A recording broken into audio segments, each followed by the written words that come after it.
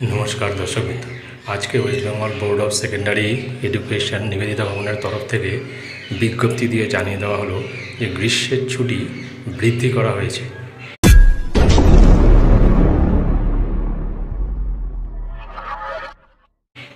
তো স্ক্রিনে আপনারা দেখতে পাচ্ছেন সেই নোটিফিকেশনটি যেটি West Bengal board of secondary এডুকেশনের পক্ষ থেকে জারি করা হয়েছে।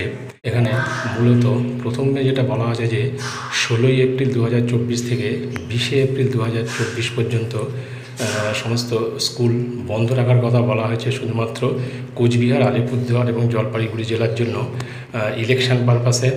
তারপরে যেটা বলা আছে যে 24 এপ্রিল থেকে 27 এপ্রিল এই 4 দিন ছুটি দেওয়া হয়েছে দার্জিলিং, কালিম্পং, উত্তর দিনাজপুর, দক্ষিণ দিনাজপুর জেলার ক্ষেত্রে সেকেন্ড ফেজের যে ইলেকশন হবে 26 এপ্রিল তার জন্য।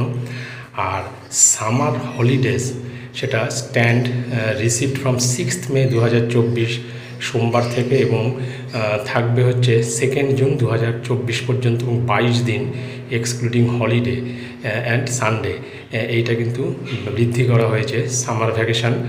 আর this is issued in partial notification of the office notification issued vide, এখানে মেমো নম্বর দিয়ে দিয়েছে, this has the approved for the president. অর্থাৎ পরিষ্কার বোঝা গেল যে সামার ভ্যাকেশনটা কিন্তু এগিয়ে এনে 6 মে থেকে করা হয়েছে এবং 2 জুন পর্যন্ত সামার ভ্যাকেশন থাকবে।